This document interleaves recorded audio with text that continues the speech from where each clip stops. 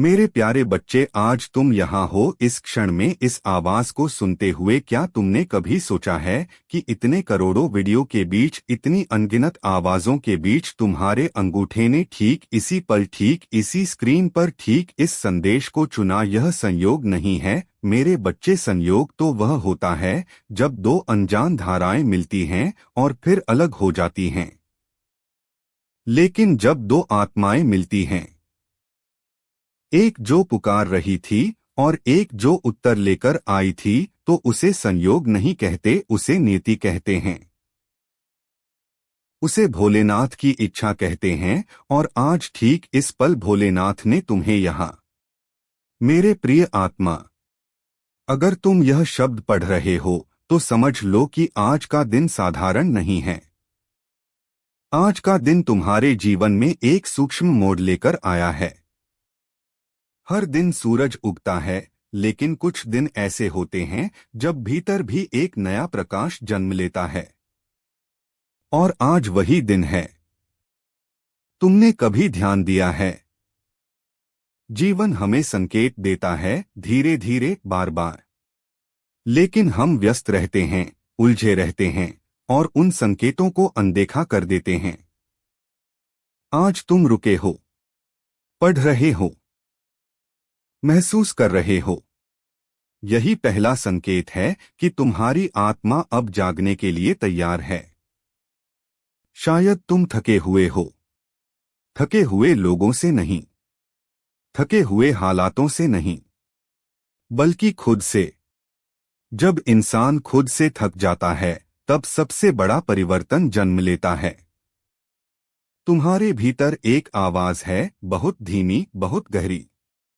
वह शोर नहीं करती, लेकिन वह कभी झूठ नहीं बोलती।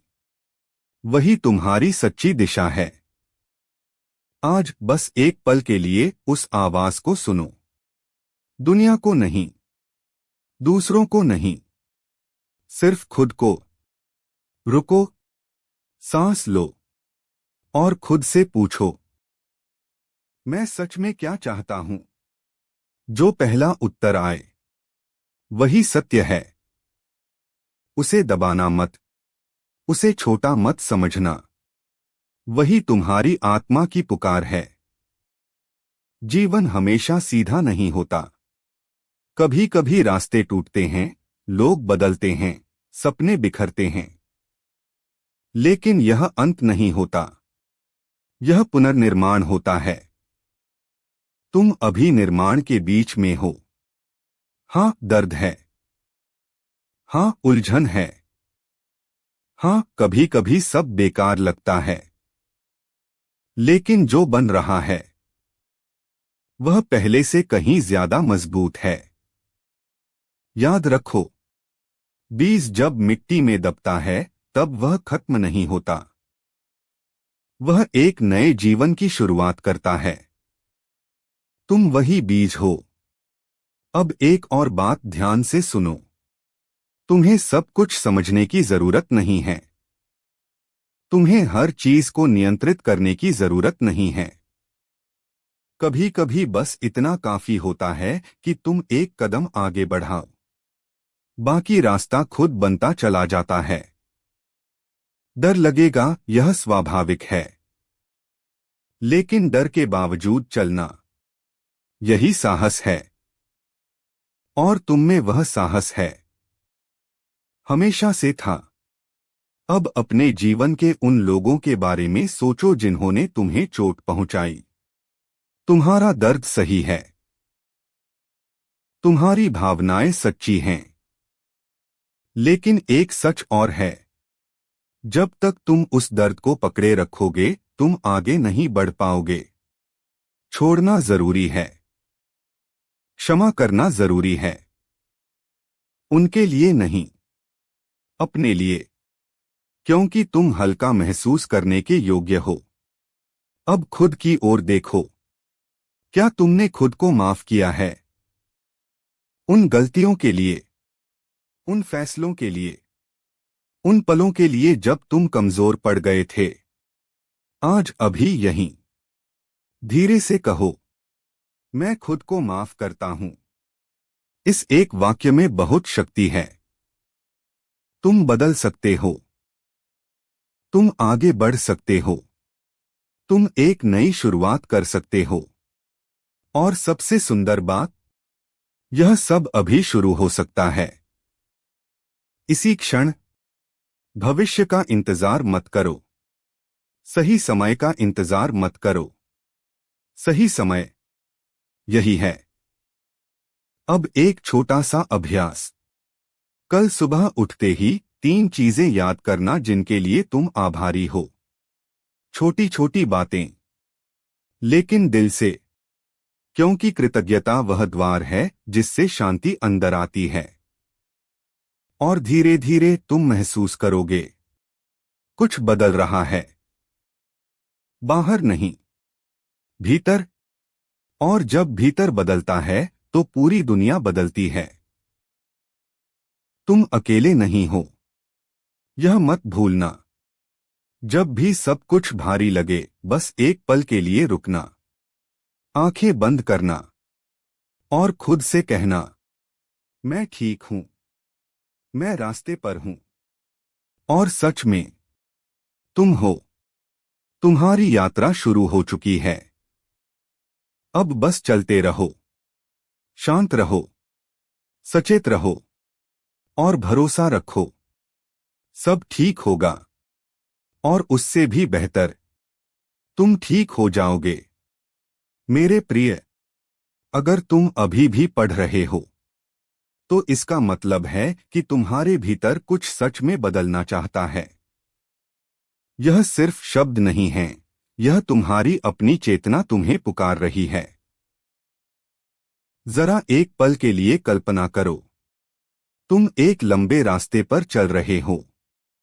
पीछे मुड़कर देखते हो कितना सफर तय कर लिया है तुमने। कितनी लड़ाइयां लड़ी, कितनी बार गिरे, कितनी बार टूटे। और फिर भी तुम यहां हो। क्या यह कम है? नहीं, यह तुम्हारी ताकत का प्रमाण है। हम अक्सर अपने आप को कम आंकते हैं क्योंकि हम सिर्फ अपनी असफलताएं देखते हैं। लेकिन अगर तुम सच में देखो तो तुम पाओगे कि हर असफलता ने तुम्हें थोड़ा और मजबूत बनाया है। हर दर्द ने तुम्हें थोड़ा और गहरा किया है। हर इंतजार ने तुम्हें थोड़ा और धैर्य सिखाया है। तुम वैसा इंसान नहीं हो जो पहले थे, तुम उससे कहीं ज्यादा हो। अब एक सच्चाई जो तुम्हें जाननी चाहिए, जीवन तुम्हारे खिलाफ नहीं है। भले ही अभी ऐसा लगे, भले ही सब उल्टा चल रहा हो, लेकिन जीवन तुम्हें तोड़ नहीं रहा, वह तुम्हें आकार दे रहा है। जैसे कुम्हार मिट्टी को आकार देता है, कभी दबाकर, कभी घुमाकर, कभी थपथपाकर, वैसे ही जीवन तुम्हें उस रूप में ढाल रहा है जिसमें तुम अपनी पूरी क्षमता तक पहुंच सको। और हां, यह प्रक्रिया आसान नहीं होती। कभी कभी बहुत दर्द देती है। लेकिन याद रखो, दर्द हमेशा व्यर्थ नहीं होता। अब एक और गहरी बात, तुम्हारे भीतर 2 आवाजें हैं। एक जो कहती है, छोड़ दो, नहीं होगा, तुम थक चुके हो। और दूसरी जो बहुत शांत है लेकिन कहती है, एक बार और कोशिश करो। तुम किसे सुनते हो, वही तुम्हारा भविष्य तय करता है। थक जाना गलत नहीं है, रुक जाना भी गलत नहीं है, लेकिन हार मान लेना, वह तुम्हारी सच्चाई नहीं है। तुम्हारे भीतर अभी भी आग है, शायद धीमी पड़ गई हो, लेकिन बुझी नहीं है। और उसे फिर से जलाने के लिए बहुत बड़ी चीजों की जरूरत नहीं होती। कभी कभी बस एक छोटा सा कदम ही काफी होता है। आज का एक छोटा कदम, बस इतना तय करो, आज मैं थोड़ा बेहतर बनूंगा कल से। बस 1%। इतना छोटा बदला, लेकिन समय के साथ यही तुम्हें वहां ले जाएगा जहां तुम जाना चाहते हो। अब बात करते हैं डर की। तुम किससे डरते हो? असफलता से, लोगों की राय से, या इस बात से कि अगर तुमने कोशिश की और सफल नहीं हुए तो? सच यह है, डर तुम्हें रोकने के लिए नहीं आता। डर आता है यह दिखाने के लिए कि तुम किस दिशा में बढ़ सकते हो। जहां डर है वहीं विकास है। अगर कोई चीज तुम्हें डराती है तो शायद वही चीज तुम्हें बदल भी सकती है। तो अगली बार जब डर आए, भागना मत, रुको, उसे देखो और फिर भी एक कदम आगे बढ़ाओ। यही साहस है। अब एक बहुत महत्वपूर्ण बात, तुम्हें हर किसी को खुश करने की जरूरत नहीं है। तुम्हें हर किसी को समझाने की जरूरत नहीं है। तुम्हें हर किसी की अपेक्षाओं पर खरा उतरने की जरूरत नहीं है। क्योंकि अगर तुम हर किसी के लिए जीते रहोगे तो खुद के लिए कब जियोगे? तुम्हारा जीवन तुम्हारा है। तुम्हारे फैसले तुम्हारे होने चाहिए। गलतियां भी तुम्हारी होनी चाहिए और उनसे सीख भी। यही स्वतंत्रता है। और हां, यह आसान नहीं है। लोग सवाल करेंगे, कुछ लोग छोड़कर भी जाएंगे, लेकिन जो रहेंगे वो तुम्हें सच में समझेंगे। अब खुद से एक और सवाल पूछो, अगर मुझे किसी का डर नहीं होता तो मैं क्या करता? जो जवाब आए वही तुम्हारी सच्ची दिशा है। उसे नजरअंदाज मत करो। अब अंत में मैं तुमसे यह नहीं कहूंगा कि सब कुछ तुरंत ठीक हो जाएगा। नहीं, लेकिन मैं यह जरूर कहूंगा, तुम धीरे धीरे ठीक हो जाओगे। तुम संभल जाओगे। तुम आगे बढ़ोगे। और एक दिन तुम पीछे मुड़कर देखोगे और सोचोगे, मैंने कैसे पार किया यह सब? और उस दिन तुम्हें अपने आप पर गर्व होगा। बहुत गर्व। तो अभी के लिए बस इतना करो, सांस लो, शांत रहो और चलते रहो। तुम सही दिशा में हो। और याद रखो, तुम्हारी कहानी अभी खत्म नहीं हुई है। यह तो बस शुरुआत है। बुलाया है। तुम सोच रहेगे मुझे मुझे क्यों? मैं तो कोई बड़ा भक्त नहीं हूं। मैंने कोई बड़ी तपस्या नहीं की। मैं तो बस एक साधारण इंसान हूं जिसकी जिंदगी में बहुत कुछ उलझा हुआ है। बिल्कुल ठीक। और इसीलिए तुम यहां हो। भोलेनाथ महलों में नहीं रहते। वह उन जगहों पर जाते हैं जहां दरारें हैं। क्योंकि दरारों से ही रोशनी अंदर आती है। जहां टूटन है, जहां थकान है, जहां आंसू हैं, वहीं शिव होते हैं। वो वहां होते हैं जहां कोई और नहीं जाता। और आज वह तुम्हारे पास आए हैं।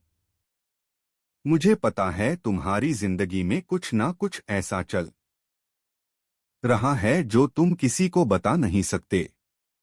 कुछ ऐसा जो रात को नींद चुरा लेता है। कुछ ऐसा जिसके बारे में सोचते हो तो सीना भारी हो जाता है। शायद कोई रिश्ता है जो टूट गया।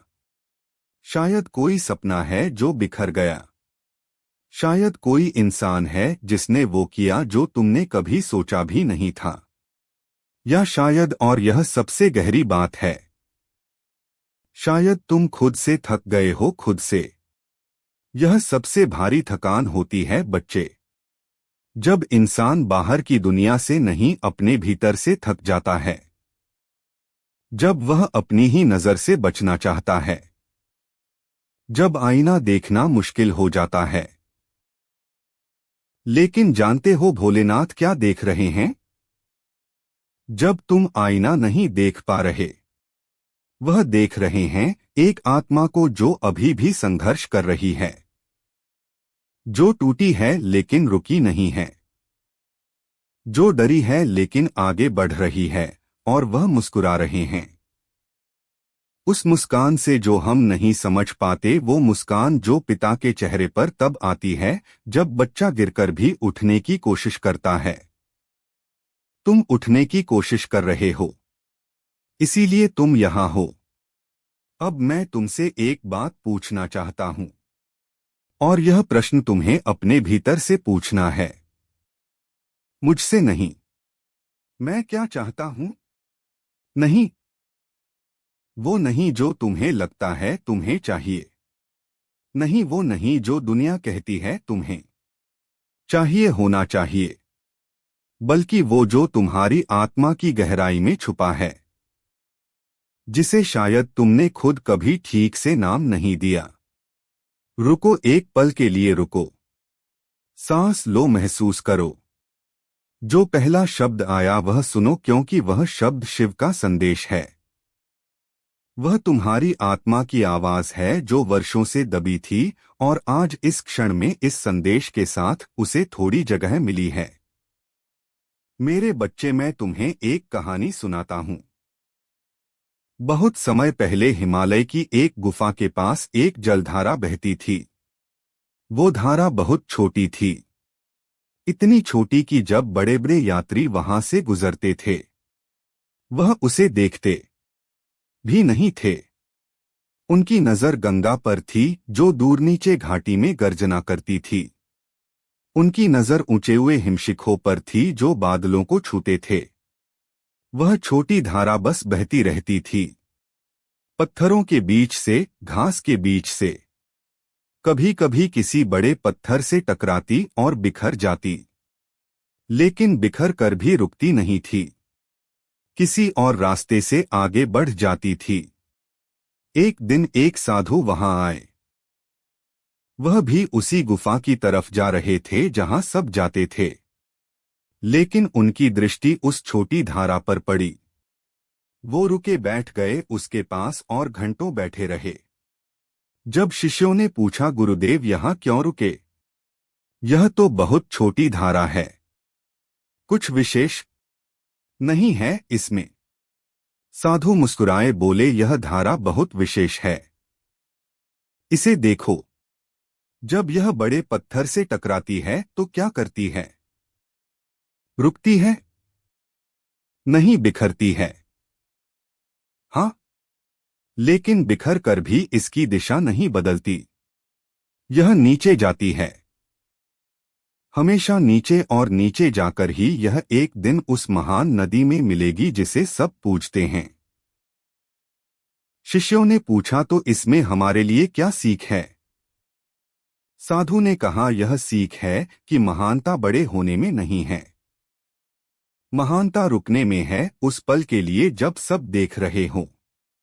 महानता है उस पल भी बहते रहना जब कोई नहीं देख रहा। मेरे बच्चे, तुम वह छोटी धारा हो, और भोलेनाथ वो साधु हैं जो तुम्हारे पास आकर बैठ गए हैं, जो तुम्हें देख रहे हैं, जो तुम्हारे हर बिखराव को, हर टकराव को, हर उस पल को देख रहे हैं जब तुम पत्थर से लड़ते हो और फिर किसी और रास्ते से आगे बढ़ जाते हो। वो जानते हैं तुम्हारी यात्रा, वो जानते हैं तुम्हारी मंजिल, और वह जानते हैं कि तुम वहां पहुंचोगे। लेकिन पहले हमें कुछ बातें समझनी नहीं है।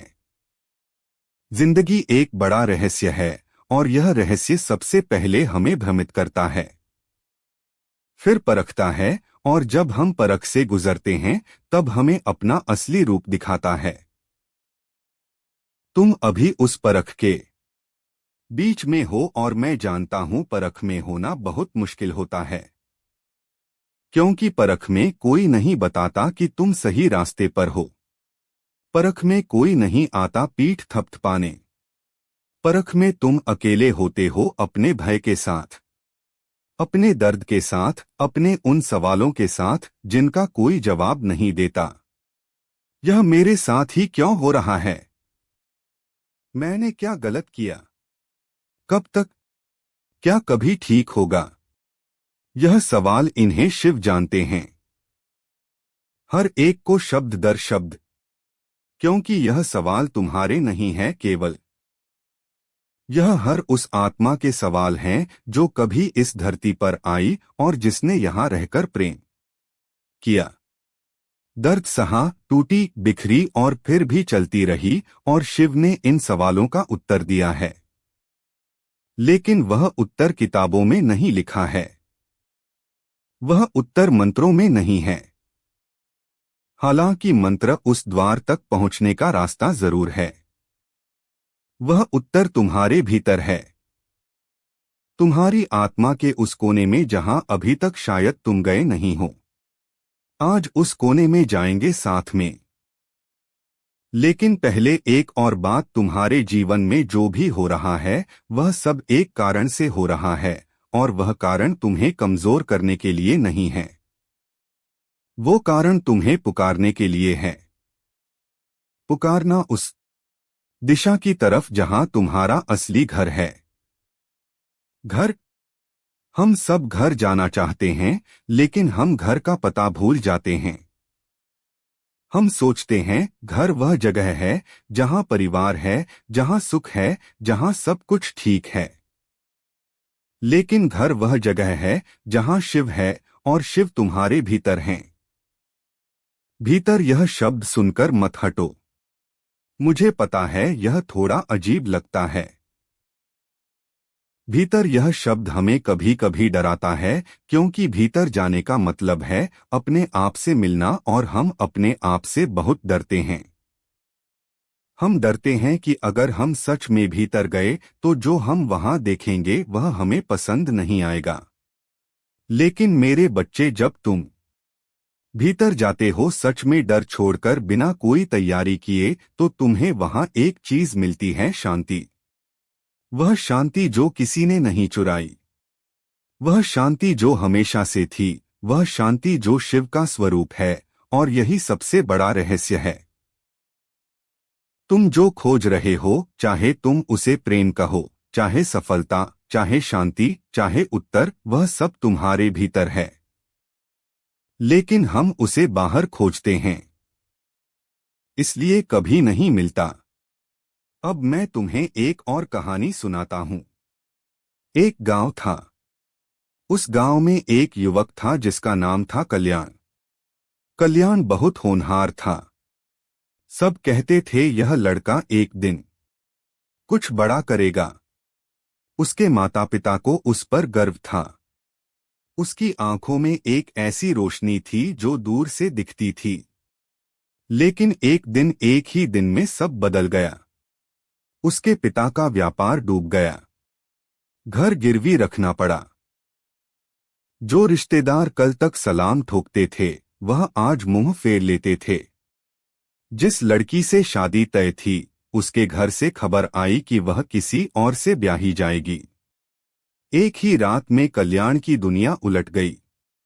वो रात भर रोया, फिर सुबह उठा, पानी पिया और चल पड़ा। कहाँ? उसे नहीं पता था। बस चलते रहने का मन था। चलते चलते वो एक जंगल में पहुंचा। जंगल घना था, रास्ता दिखता नहीं था। लेकिन वो चलता रहा, और तब उसे एक आवाज सुनाई दी। बहुत धीमी आवाज, लेकिन बहुत स्पष्ट। रुको। वो रुक गया। पीछे देखो। उसने पीछे देखा। जंगल था उलझा हुआ, घना, डरावना। आगे देखो। उसने आगे देखा।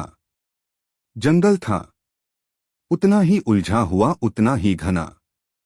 तो फिर कहाँ जाएंगे? उसने मन ही मन सोचा। और तब आवाज आई, ऊपर देखो। उसने ऊपर देखा। पेड़ों की पत्तियों के बीच से आसमान दिख रहा था। नीला, विशाल, अनंत। और उस आसमान को देखकर कल्याण की आंखें भर आई, क्योंकि उसे पहली बार एहसास हुआ कि चाहे नीचे कितना भी उलझाव हो, ऊपर हमेशा आसमान होता है। चाहे जंगल कितना भी घना हो, आसमान उससे बड़ा होता है। और जब हम नीचे की उलझन में फंसे होते हैं, हम ऊपर देखना भूल जाते हैं।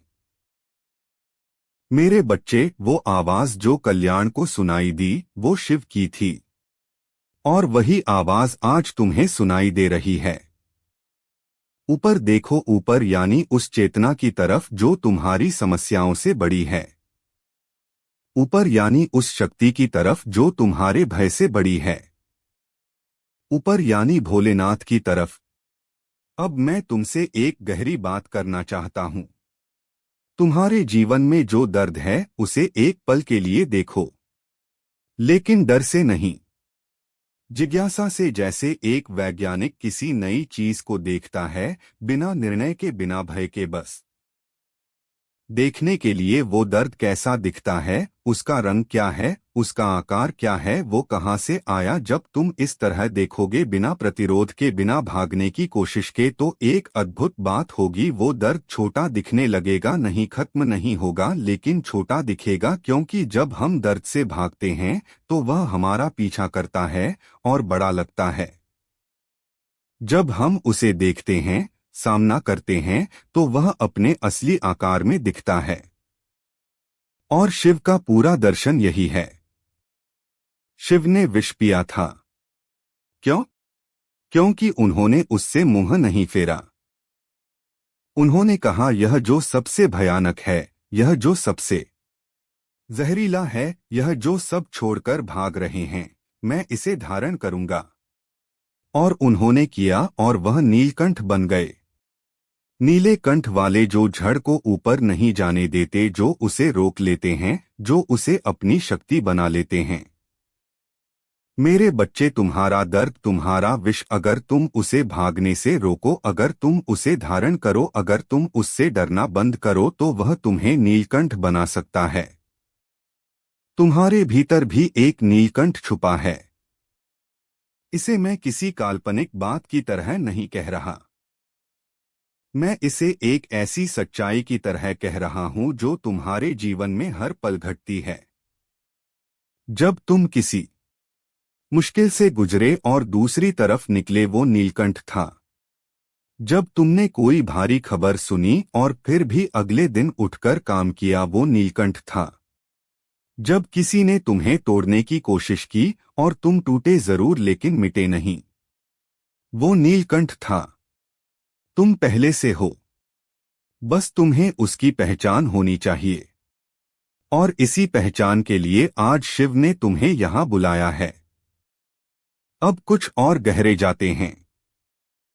तुम्हारे जीवन में ऐसे लोग होंगे जिन्होंने तुम्हें दर्द दिया। शायद वह तुम्हारे बहुत करीबी थे। शायद उन्होंने ऐसा किया जो तुमने कभी सोचा भी नहीं था।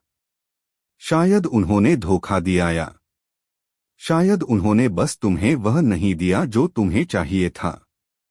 और वह भी एक तरह का दर्द होता है। उन लोगों के बारे में मैं तुमसे कुछ कहना चाहता हूं। वो लोग जिन्होंने तुम्हें दर्द दिया, वह भी उसी ईश्वर के बच्चे हैं जो तुम हो। रुको, अभी गुस्सा मत करो। मैं उनका बचाव नहीं कर रहा। मैं यह नहीं कह रहा कि उन्होंने जो किया वह सही था। नहीं था, और तुम्हारा दर्द सच्चा है। तुम्हारा दर्द न्यायसंगत है।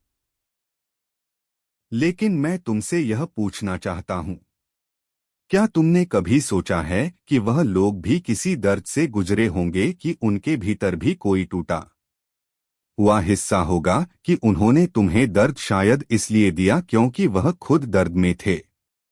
यह उनका बहाना नहीं है। यह उनकी सफाई नहीं है। यह बस एक सच्चाई है जो हमें मुक्त कर सकती है। क्षमा। यह शब्द बहुत आसान है बोलने में, बहुत मुश्किल है जीने में। लेकिन क्षमा किसी और के लिए नहीं है। क्षमा तुम्हारे लिए है। जब तुम किसी को क्षमा नहीं करते तो उन्हें कोई फर्क नहीं पड़ता। वह अपनी जिंदगी में जी रहे हैं। लेकिन तुम उस दर्द को, उस क्रोध को, उस कड़वाहट को अपने भीतर रख रहे हो, और वह तुम्हारी ऊर्जा खा रहा है। वह तुम्हारी आत्मा को भारी कर रहा है। क्षमा का मतलब यह नहीं है कि जो हुआ वह ठीक था।